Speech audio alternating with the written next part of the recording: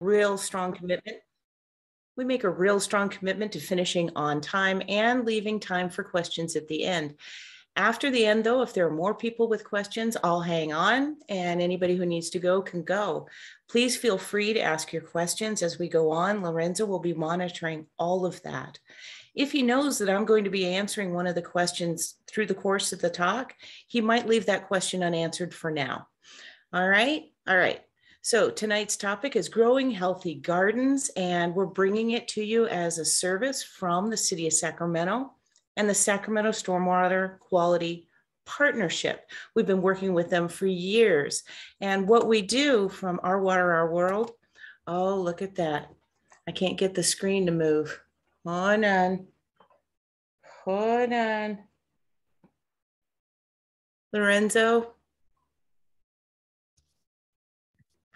I'm sorry, everyone. Yes, Hold I'm on. right here. Is it not advancing? There, it did advance. I did that. Oh, no, so it turns out I can't advance them, or? No, you did that. Oh, goody. Okay, yeah. I'm going to experiment and go backwards. Hey. Okay, this is why I never do this alone. Thank you. Thank you. I got it. Thank you.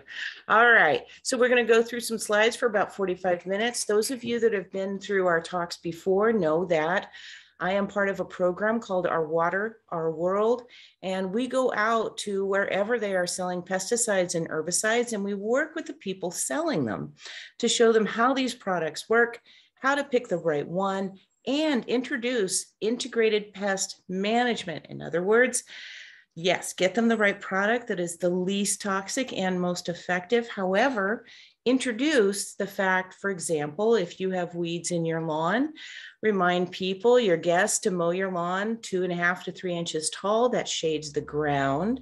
And then you won't have nearly as many weeds in the long run. So we just keep introducing this thought that when you have a problem, let's find out why there's a problem and address that. Then the problem should go away for good.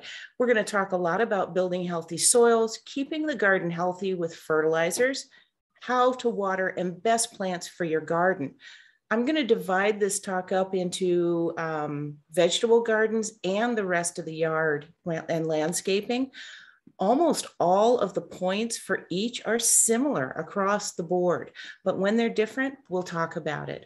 So this is what you're going to see when you go into participating stores. The rack of information, that's all University of California based, so you can trust it. And on participating stores, you'll often see those little blue shelf tags that tell you this is an eco-friendly, less toxic, and effective product. Integrated pest management, as I said before, is so we're covered with aphids, and we can take care of that with a myriad of choices. But if we just buy something to spray and we don't figure out why we have a lot of aphids, we're going to have aphids all the time. And we need to find out what's going on. In dollars to donuts, a lot of times it has to do with how we're watering and how we're fertilizing. So we're talking a lot about cultural controls. That's where we live, bolstering the health of the garden so that when you have an infestation of aphids, which a lot of us have right this moment, knowing that it should be a short-term problem until those leaves get mature and aren't tasty anymore, then we know that we can deal with it for this 2 weeks of obnoxiousness and spray them off with a hose. Use traps where you need to, inviting the beneficial insects, all those guys. Of all the insects that are out there, 90% are classified as beneficial insects. So we need to find the right product when we get to the chemical controls that are working on that one guy that's a problem that overstayed is welcome, not all of them. So when you increase the health of your soil, you're reducing pest problems, not only the number of pest problems, but the length of the pest problem. And just remember that if we don't have pests, we can't have lady beetles, right? So you can't get rid of all the aphids. Otherwise, we don't have lacewings. We don't have lady beetles. We don't have soldier beetles. We need, oh, and assassin bugs. We need all of them. So let's start with preparing the soil for a healthy season of growing. And I really want to introduce this topic that some of you have may not been thinking about, but year after year after year after year, everybody goes out there with a shovel or a rototiller and fluffs the dirt up, right? They think that they're killing weeds and they're fluffing the dirt up and aeration is going to be great. However, this is not what really works. It turns out that soil has layers and levels. And as you move from the surface and you go down an inch to 2 inches, 3 inches, down a foot, down 2 foot, the amount of moisture, the amount of compaction, the type of material that is there is different. Temperature is different. And plants have a long, deep root zone, like tomatoes can be 5 feet deep, right? And they count on those different layers. And if you just mindlessly turn it all up, you're disrupting the soil system and you're starting from scratch. Also, when you till, you bring up weed seeds. Weed seeds are amazing. They can wait absolutely generations for the light of day. And for you to add a little bit of water and fertilizer to that light, you now have a feast of weeds. The only weeds that are going to germinate are the ones that are close enough to the surface to feel the heat and maybe even see the sun. And if you bring up all these weed seeds right here, you get weeds. Leave it alone, experiment. Further, our shovels and our rototillers tend to be 6 to 10 inches deep. And as we repeatedly, year after year, rototill and dig, we actually create something very similar to hardpan right at that level. So now instead of thinking that you've aerated the garden, you've actually shortened it and created an impervious layer just below your shovel and your rototiller blades. So what should we do? Turns out preparing the soil, especially for your veggie gardens, means embracing not the A-type, but the Q-type personality. I'd like you to leave your mulch, your compost, your earthworm castings to the top of your vegetable bed, and then not do another thing with it. Leave it there. Once you put down this material, you're now starting to make your soil alive, which means your soil is going to start to be independent. And as your little 4-inch tomato grows and grows and grows, it's going to find a welcoming environment. As you bring home that little 4-inch tomato or that cute little melon plant, you've got your earthworm castings on the surface. You're going to put that little plant right there, and you're going to amend with the earthworm castings that you had on top. The earthworm castings are the mulch, and mix it into that planting hole. That is the limit of tilling and digging. Outside in the real world, leaves fall, twigs fall, dead fruit falls, all kinds of stuff, and it joins up and the soil starts to break it down.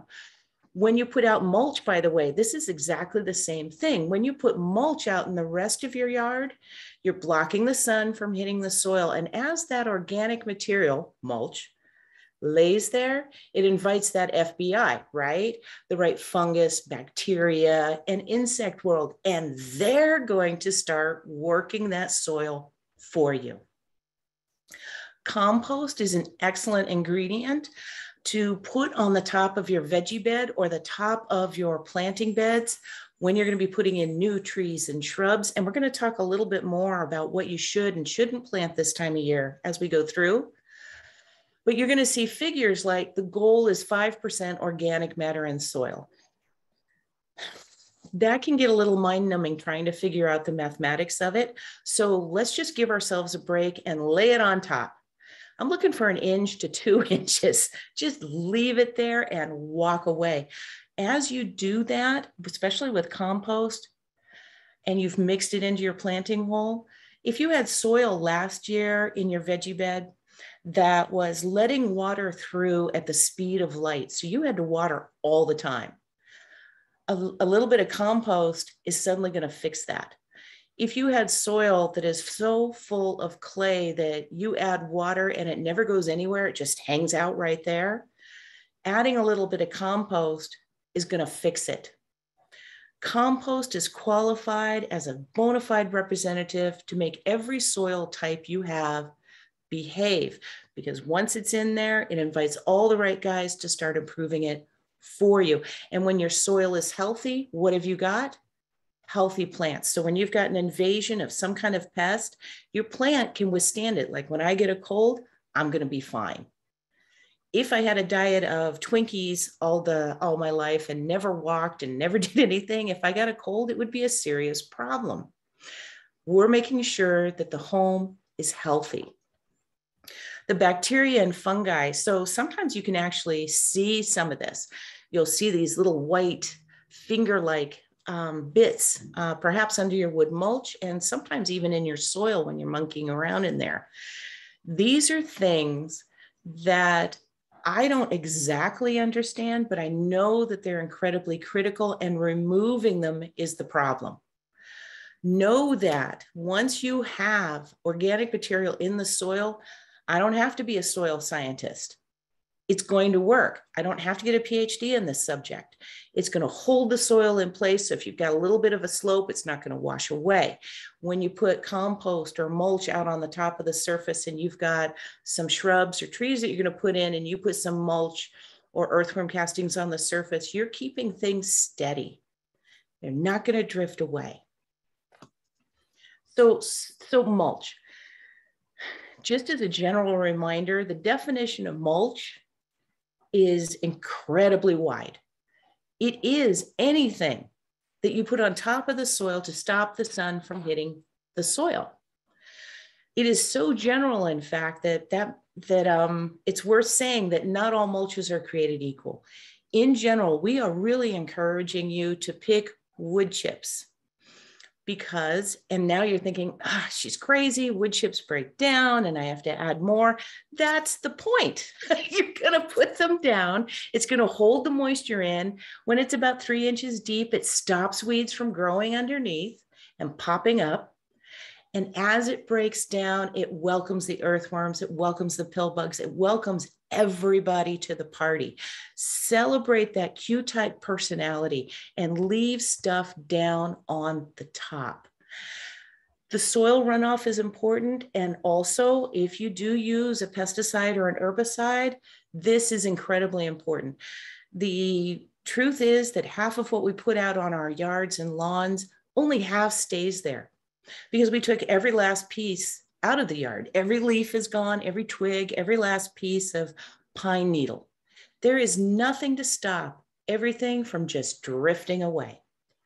All right. Just as a reminder, we're facing fire season soon. So when you have mulch, CAL FIRE is starting to make some strong recommendations about where it goes and what type you use. And when you look at the CAL FIRE site, which I recommend you do, especially if you're in a rural area, find out about defensible space and what belongs there.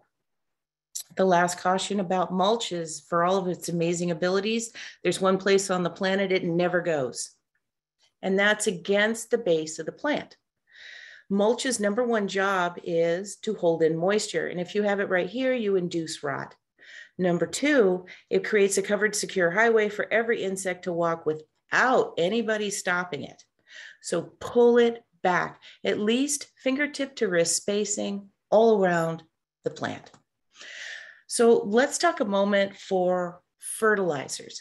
So out there in the wild, when a plant developed somewhere in the world, it found the right fertilizer that it liked, it found the right light that it liked, it found the right soil that it liked. And we're recreating that environment in our raised beds for our veggies or any area where we're planting certain flowers, shrubs, trees, and vines. Since we can't know absolutely everything about every single plant that we have, okay, I can't. I'm going to rely on organic fertilizers for all these reasons. Number one, people that have never experienced it before, I always let them know that you could dump that whole bag of organic fertilizer on the ground and your plant won't be hurt. You've lost your money, but you haven't burnt anybody. So there's a lot of room for error. There is no room for error with synthetics. If you feed a plant at the wrong time of year with a synthetic, the plant will listen to you and grow at the wrong time of year. And a plant that's growing against its better judgment is open to greater amounts of, diseases and insects, and is less capable of handling it and getting over it. The organic foods, when you read the instructions on the back, if it's not liquid, but it's a solid or a granular, it always says to dig it into the soil a little bit. You cannot leave it just on the surface. It works by being in the soil. It won't run off into the waterways. It doesn't become a hazard. It doesn't become a waste of money. You dig it into the soil right where it needs to be. Further, with the synthetics, you'll often see on the instructions that you need to apply every 7 to 10 days. When you read the organic, it'll say every 4, 5, or 6, 7, or 8 weeks for your veggies, maybe 3 times a year for citrus, maybe 2 times a year for stone fruits, and just once a year for every other plant in your yard. All right. Looking at the label, a lot of you, if you know about IPM, and as you've told me you have, you're probably also familiar with the label on the fertilizers. And what I just want to concentrate on are those 3 numbers. Now, sometimes they hide them from you and they're down on the bottom, they're on the back, they're on the side, they're under the lid, but they're there somewhere. And what we're looking for is those 3 numbers. And when you have, so suppose that middle number was a 0, that would mean that this is an incomplete fertilizer. I need you to look for a complete fertilizer, something that has a number in each one of those 3 spots, unless you need it for a certain reason. So farmers will just pile out nitrogen over there, make their corn grow this tall, then they'll pile out the potash, the next number, the phosphorus to make the root zone. We don't do that. That's just crazy making. We're going to put out a complete fertilizer, and it's going to be organic. And when it's organic and it's complete, you have a plant that is as tall as it is wide, as it is have great root zone, and have fruits and flowers. When you use synthetic, you really risk something that's exceptionally high in nitrogen. And that's when you get the tomato plant that's 20 feet high and has 3 tomatoes. So the nitrogen, that first number, is everything from soil line up, green, and tall. Skipping over the middle number for a moment, I'd like to talk about the last one, potassium. If you have a fertilizer that's very high in nitrogen and very low in potassium, you're going to get those sunflowers, right? And they're going to grow super tall. This is especially true if you have synthetic. It's going to grow very green, very tall, and it's going to start to flop over. That last number is the one that makes sure that the cell walls develop and hold the plant straight and true. So we need nitrogen, we need potassium, and we need phosphorus. This is what's really going to help with the root zone. So when you, if any of you have lawns, go ahead and after this, look at your lawn fertilizer.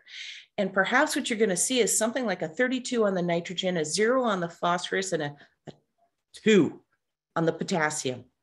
That means you're going to have a gorgeous, gorgeous, gorgeous green lawn with the tiniest little root zone you've ever seen. If you use that kind of fertilizer with those kind of numbers anywhere near your crepe myrtles or your bushes, you're going to see plants that are constantly growing and constantly inviting pests and diseases. Things have spurts and then they calm down. Okay? Some of the terms you might see so that you can recognize organic fertilizers is California Department of Food and Ag, CDFA, and OMRI. All right. Let's talk a minute about pH. Last year, looking at your vegetable garden or even your plants out in the yard, your azaleas, camellias, citrus, if you were constantly battling yellow leaves and those yellow leaves had green veins, you probably had a micronutrient deficiency, zinc and iron most commonly. And you can test your soil to find out for a fee if you have enough zinc and iron and magnesium and manganese and all these things. However, the best place to start is with the pH test. If your pH is off, It will not matter what you put in your soil. It will not matter how much iron you buy. It will not matter how much you water. It won't matter how much you fertilize, because pH is that little ogre at the bridge that says none shall pass. So invest in one of these pH test kits that you can get at your nursery or your big box store, or a pH meter, which has a shank, and you simply put it in the soil and you get a reading. Remind yourself, if you have azaleas, camellias, Japanese maples, things that appreciate a little more of an acid level, let's find out what that plant wants. I don't want you, in other words, going out and buying lime and sulfur. I don't want you rushing out.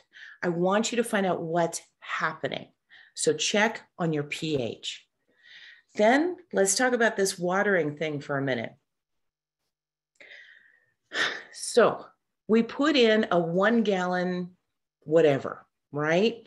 Maybe it was a beet, maybe it was manzanita. That pot represents the total limit, the whole universe of the existing root zone. And when it's at the nursery, that's what they water. And they'll do it 2 or 3 times a day in July and August because it's so stinking hot. But once you get these 1 gallon whatever's home and you put it in the ground, it's now going to be able to grow a root zone. That's what it wants to do. That root zone wants to get wider, fatter, and a lot deeper. So your tomato plant, yeah, definitely 4 feet. Pepper plant, just about the same. And then these root veggies, they're just amazing. So carrots can go really deep, not the fruit necessarily, but all the root zone. But it's only going to do that if you recreate what they would find in the wild. That means that as your plant changes its canopy size, that's where you're now going to focus your water and food. So your little tomato was here and you watered right there. Great. Your 1 gallon manzanita was right here and you watered right there. Great. 6 months later, the canopy is out here and you're still watering here. Now you're not going to get any fruits or vegetables, flowers. There's going to be no fruits or flowers when the water is near the trunk. Thirsty, hungry roots are always at the furthest reaches. Drip, for example, goes at the drip edge. And as time goes by, you're going to water a lot longer and a lot less often. So let's look at that tomato plant, for example. So his root zone is going to go down 4 feet. You have to water down 4 feet. And look at that, how far out his root zones went. They went out, what is that, 5 feet? You're going to have to water out there 5 feet. We've got to keep adjusting the irrigation. And that tomato plant, by the way, is almost exactly what's going on with your manzanita and your crepe myrtle and your bushes and your azaleas. As time goes by, adjust your irrigation and fertilizer to meet the furthest reaches. All right. And that's what I said there. Oh, good for me. So looking at the tree there, imagine that that leaf material is just like me holding an umbrella up over myself in the winter, or the tiles on your roof. Yes, water falls right there, but it doesn't get through to the house, not much. And it doesn't get through to me underneath the umbrella, mostly. Where it really drops is when it starts to collect on all those leaves and then dumps. It absolutely dumps right at that edge. That's what we're going to concentrate on. So if any of you are still holding off on embracing drip, let's talk about it for a moment while we're on the topic of water. And remembering that I'm always talking about the health of the plant and reducing diseases and pests. When you use drip and you target the root zone, 4 inches, 4,000 feet, whatever it is, water where it's supposed to go. When you use a sprinkler, you throw water everywhere, which creates weeds everywhere. It also invites more snails, slugs, pincher bugs, things that are supposed to be degrading the soil and not bothering your plants. All of a sudden they're at your plants too, because you've made no distinction between where I'm growing a plant and everywhere else out in the yard. Fewer weeds. Summer plantings in the veggie garden can be a torment when you're using sprinklers because you're making those little weed seeds everywhere pop, especially if you tilled the ground, right? Count on drip. And I know those little emitters can be annoying, so go ahead and look at the store and find 1/4 inch soaker tubing. It evenly oozes and weeps along its entire length, focusing the water where it needs to go. Occasionally it does a little psh. That's okay. You know, I'm Q-type personality. I put a rock on that part. Everything's going to be fine. When people understand how long drip has to run, it gets a little upsetting. So if you've got 1 gallon per hour coming out of your drip system, it could take you 4 hours, 5 hours to completely water a mature tree or a tomato plant. But you don't have to water every day. Okay. So when you focus where it goes and you water down that entire root zone, the roots can now take care of itself, find its own food, find its own water. Like when my kids were, you know, what, 5 or 6, and they could start getting their own snacks. Yippee, right? Let's let your plants take care of themselves. When you have 1 gallon per hour drippers and it is just dripping, your water bill will be a far less painful event than if you use sprinklers. Sprinklers put out so much water so fast, it just pounds the ground, pounds the ground, pounds the ground, and it ends up on the plant itself. Plants aren't thirsty that way. It's a waste of water. And now your mulch is flying away, your soil is flying away. Stick to drip. Get yourself one of those water meters that go down this deep. Let's find out when you watered down a foot. Let's find out when the soil got dry 3 or 4 inches so we know when to water again. And due to the ongoing scarcity of water, you're finding that you are reduced to watering twice a week now and at certain hours. Drip has no restrictions. 24 hours a day, 7 days a week, go for it. Go ahead and check your timers. A lot of them are very fancy now, and they'll do everything, include trying to tie your shoes and teach you a second language. But please don't trust your timer to that extent. Check on it. Make sure that it hasn't made the decision with drip to only water this deeply. If you need to, make the adjustment so it's watering a lot longer and a lot less often. So with citrus trees, for example, even in the heat of the summer, and I'm here in the Sacramento area with you, and I have heavy clay soils, I have citrus trees in the ground. I water them for 8 hours once a week, even when it's a zillion degrees. Use your watering schedule as a starting point, and then as your plant grows, matures, you're going to adjust how you water. So a lot of us for the rest of the yard are starting to buy new plants, maybe even drought tolerant native plants. And those are plants, we got to break some myths here. Those plants have been watered twice a day in the nursery until you take them home. They are nowhere near being independent until about a year or 2 later, when you start watering further out, further deeper, you are training and raising an independent root zone. But when you first bring it home, it is not independent. So it can take up to 2 years to create something that will be drought tolerant. So you've got to keep that in mind when you do your watering schedule. The texture of your soil, so clay, right? I have to water for a very long time to get the water all the way down there, but I only have to do it maybe once a week. If your soil is very light and fluffy because you rototilled and you added a whole bunch of sand or something silly, the water is rushing right through, which means you have to water all the time because it's got nothing in there to hold the water in place. If you have mulch on the surface, which is keeping the surface cooler and suppressing weeds so your plant can actually access water and not in competition with weeds, you're doing it right. The microclimates of your garden can also affect how you set your timer. So I'm just suggesting that we don't want to, it's not one size fits all. It's not set it and forget it. So irrigation emitters and tubing, just a couple of cautions for you. So we all know that water doesn't go near the trunk because it's not thirsty there. Further, as your plant continues to grow, so you brought home a little guy that has a trunk the width of my finger, right? The circumference, and you put a little emitter right here. Well, that's adorable. But then the trunk got this big, and all of a sudden that emitter is right on the trunk.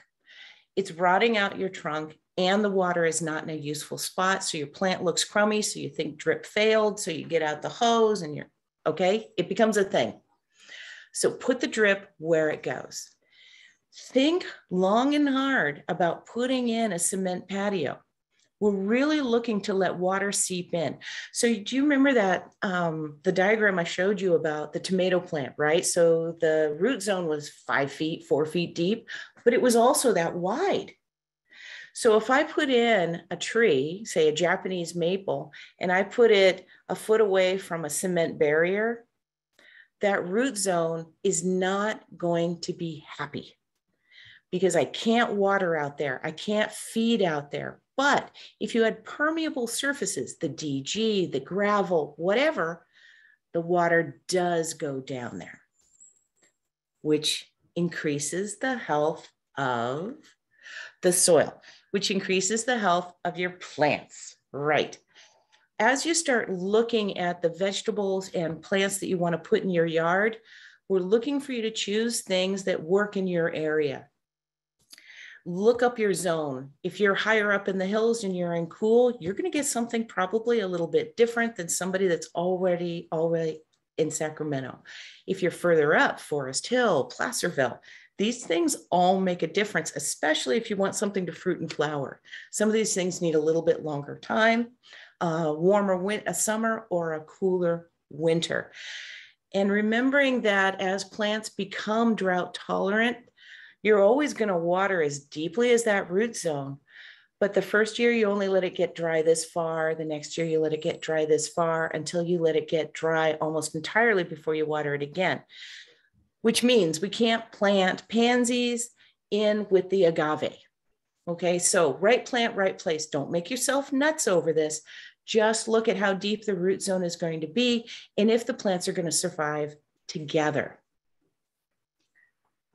All right, let's look at the vegetables for a moment and what you can plant. One of the we sent out some information to you, and it had several different planting calendars on it. All of them were for the Sacramento area, but there were 3 different ones. And why is that? Because some are easier to read than others. And I just wanted you to take a look and find out. All of these are going to have 3 things in common. The months are across the top and the food is down on the side. And then it's going to see, in this one, it says P for putting in a plant, as opposed to others that'll say P for plant, S for start. Not everything can be direct sown. Carrots and kohlrabi, I think, and California poppies, anything with an obscenely long little taproot despises being started and then transplanted out into the garden. So you're going to look at these and you're going to figure it out. And you're going to say, oh, I had no idea that I could do all that in January. I had no idea that I have to put all my cool season veggies in September. This is how you're going to get successful. Look at these calendars meant for your area. All right. Last year, let's be honest. Did anybody have to water every day and the plants were still crummy? Did you have insects like aphids the whole time? Did you have leaf miners and it was the whole time? Did you have snails and slugs and it was just all the time? All these pests are supposed to be short-term invaders.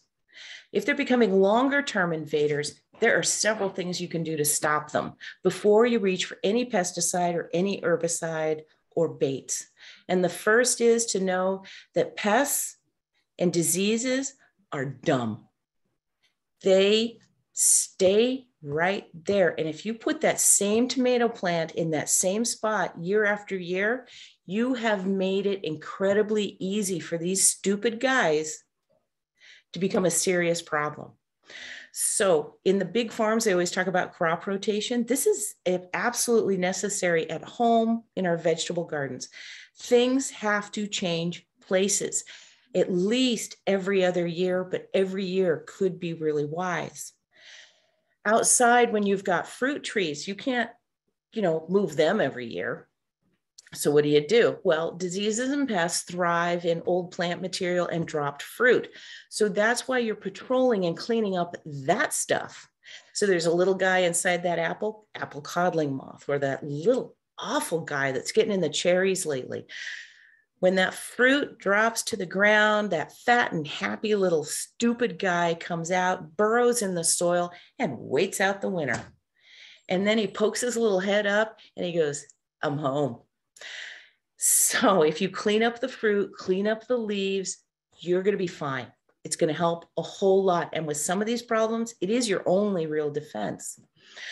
Stick to organic fertilizers, stick to drip, stick to mulch, and flowering perennials and annuals everywhere. So people that thought that they were having troubles last year with their veggie garden and they thought it was a lack of pollination, start getting lavender plants or any of those little 6-packs of flowers that are blooming right now, and have those out in the garden and start putting out the welcome sign as early as you possibly can, because pollinators are also sometimes temporary, but there's a continuing cast of characters who keep making cameos. So have plants that are constantly, and flowers that are going to be blooming in February, March, April, May, June, July, and in a pinch, get to the nursery and buy some alyssum, get some mums, anything, and get it out there to start welcoming the right crowd.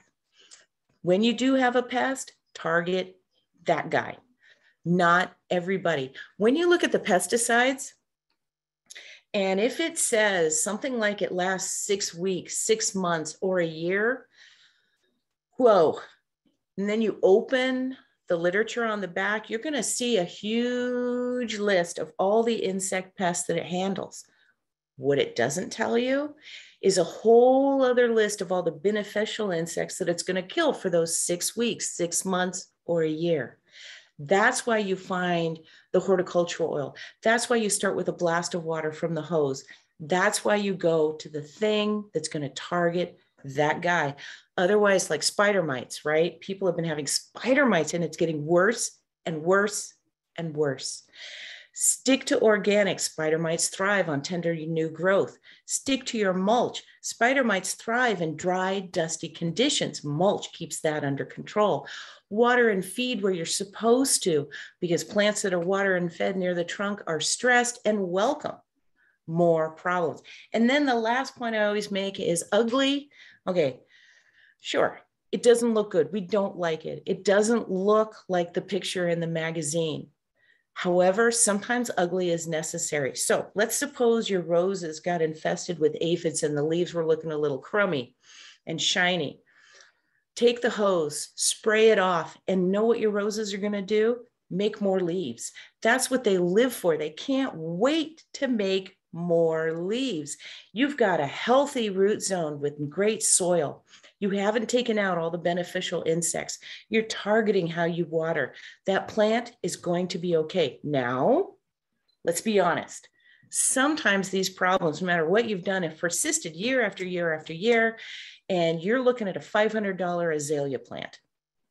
This is ridiculous. When it's winter and it's dormant, whatever it is, move it. If it's a tomato plant and it only got this high and he just looks pale and yellow and beat up something fierce, he might not recover and we might need to get another tomato plant. Sometimes you have to call it. All right, for the veggie garden, let's talk for a moment. Let me check. We're doing great. Starts versus seeds. All right, starts, you get a lot more variety, because if you have a pack of seeds and you successfully start 17 of that one variety of tomato plant, what are you going to do with 17 of those things unless you're into canning or you've got a farmer's market booth? When you pick the starts and you've got a smaller garden, you can get one tomato that's a beefsteak, one that's a cherry tomato, and you'll have room. and you can get 3 different kinds of squash, 3 different kinds of melon. On the other hand, seeds have a much bigger variety. Plants that are not available as starts can be found as seeds. When you start by seed for transplant, you have a huge head start. If you start those seeds February 1st, you're putting out a tomato plant that's this fat, you're going to get those early girl tomatoes even earlier. But the downside to seeds, like I mentioned before, not everything can be transplanted. Some things have to be direct sown. For example, melons can be transplanted, but they grow almost just as well when you plant them when the soil is finally warm. Also with seeds, patience is required. And sometimes the whole kitchen table is taken up with this madness of starting seeds, and it can be a little bit expensive. If you're buying a heat mat and the lights and the this and the that and the special spray bottle and the special soils, go to the starts. Get the 5 plants that you want. Get the 20 plants that you want, assuming that you have more room for it. So starts are more affordable for the smaller scale. You've got one bed that's 4 foot by 4. Seeds can be more affordable for somebody who's planting a 1/4 of an acre. Oh, and the last part with the starts is instant gratification. I'm into that. All right, for everything else, not everything can be planted in spring, people. Spring is actually horrible for a lot of your major landscaping. Your soil, number one, is cold, and it will stay cold probably till May. But by June, the temperatures are obscenely hot. So you planted something that cost you $50 to $100, and it's got a small, thin, immature trunk that is not going to develop a large enough canopy in time to protect that trunk. You're going to have some real work to do to make sure that guy gets through our awful, awful summer. Fall is preferable for major landscaping. Trees, shrubs, put those in the fall because your soil will stay warm all the way through to just about Thanksgiving, but the temperatures are no longer repulsive, which means you give fall planting major landscaping trees and shrubs 6 to 8 months of ideal growing time to develop their root zone and get a nice fat trunk and a huge canopy and face the following summer like a pro. But in spring, it is great. You've got summer blooming bulbs that are still out in the nurseries. Go get them. Roses can still go in. Roses are going to do just fine. Tons of flowering annuals. Poppies, you can sprinkle those seeds out right now. Small perennials. So go to the nursery, but don't just go in April. Go 3 or 4 or even 5 times a year. Find out what's blooming right now, what's being successful right now, and go get it and put it in your garden when it's ready. If you only buy in the spring, in April, sure, it's a great time and there's a lot you can get. But if you only buy in April, that's why our lawns and yards look so sad and abandoned in December. We didn't plan for the rest of the year at all. The other thing that you should not plant this time of year is lawn or lawn seed if you're patching.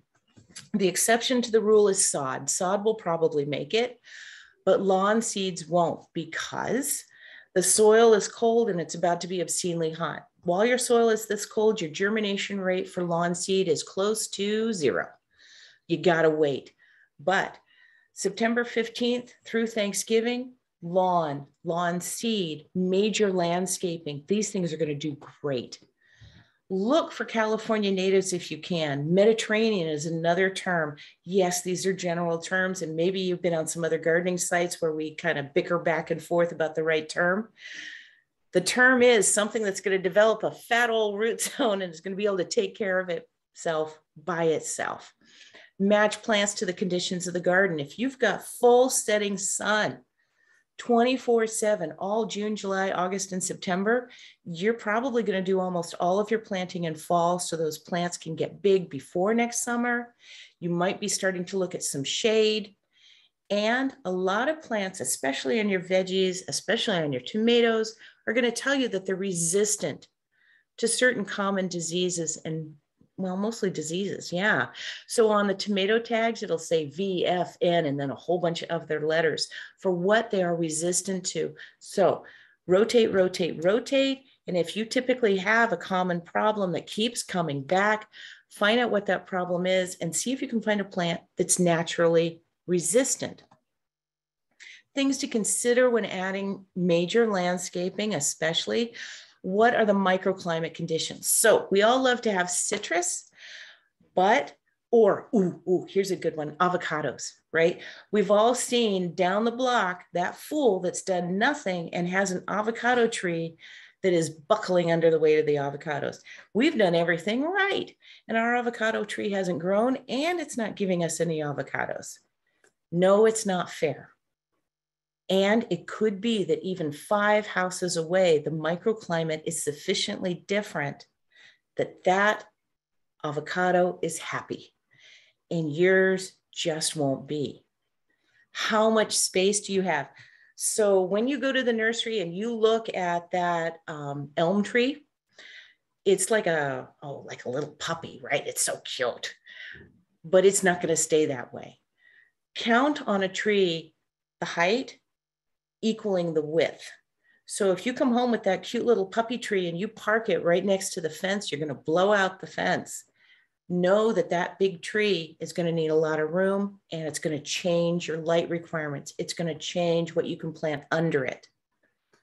And how do you intend to use the space? So for example, a lot of us have larger trees and our lawns are no longer thriving. The grass is pale, it's spaced out. I've got algae, I've got moss. It's time to rethink that space. Look for some chairs, look for some azaleas, look for some mulch and some stepping stones. You've got a lawn so you could enjoy your outdoor space. But if the lawn is not giving you that enjoyment, look for another way to enjoy that outdoor space. Plants for the Sacramento region. We've also included some plant lists for you on the resources. The Sacramento Master Gardeners, they have fabulous plant lists. What to plant under this tree, what to plant under that tree. So if you've got oaks, things like that, and you still want to have plants underneath, look at the Sacramento Master Gardeners for those lists. The Arboretum All-Stars, the California Native Plant Society. Just remember that we're growing these plants to be independent, so it can take a year or two, sometimes even longer, before it is truly drought tolerant and independent. Cleaning up the garden and monitor for pest problems. If you had a lot of rats last year, you might have been inviting them by accident by not cleaning up spent fruit and vegetables that dropped to the ground. Perhaps you had, see that avocado on the top there with those funny striations? Those are rat teeth marks. If you're leaving rotten fruit on the ground, you're bringing that guy in and it's just obnoxious. You're getting smells, you're getting diseases. So even though we need tons of organic material on the ground, some things we have to get rid of. Also, fungal spores can spread from diseased leaves and fruits to new plants, especially if you're using sprinklers. Sprinklers love to splash those guys and push them up all over the place. Selectively prune and thin. Just about every fruit tree that you're buying these days has been deliberately bred to produce as much fruit as possible. And in fact, in my opinion, against its better judgment, because we're seeing those branches break a little bit. During the winter, if appropriate, thin out those dead, diseased branches. During the year with your roses, prune out occasionally some of those tiny, thin little branches. Those are all slowing down the path of air and you're getting a lot of disease. Thin the fruit. Right now, in about a month, you're going to have plums probably coming out. And there's going to be 5 to a spot. You've got to remove about 3 of those guys. Otherwise, the fruit's going to stay tiny, touch itself, and invite diseases and pests in every spot. This is something I like to include. Just know that there are a whole crew of people out there in the scientific world watching for invasive species and diseases. We have heard, of course, of the citrusillid that came in and is bringing in HLB disease for our citrus. That is here, but the spot-horn lanternfly is not. However, as much as I don't want you to panic when you see a bug, take a look at this slide. If you see this guy, we need to know. Tell a friend. Online resources, we sent you several, plus know that you can go to Our Water, Our World and click on any of these, and you're going to find the information that I was talking about. You can also go to UCIPM online. Know that that's not a very effective diagnostic tool. However, if you know what the problem is, and then you go to UCIPM, you're going to be in great shape. Then rebates, as you go ahead and start cutting down on the size of your lawn, as you switch more to drip, know that the rebates through the city of Sacramento are intense. You can, and don't just look at the landscape ones. There are a whole bunch there. Shade screens, upgraded toilets. I've seen amazing timers that can do 20 stations, and you end up only paying 20% of the price.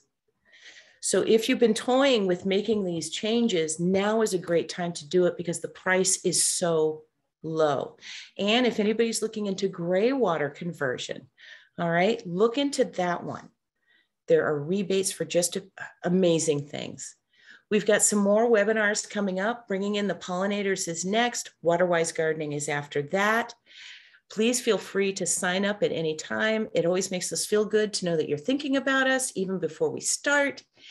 And I thank you so much for joining. I speak fast, but know that this is recorded. We put on some great pictures. We sent out some great resources.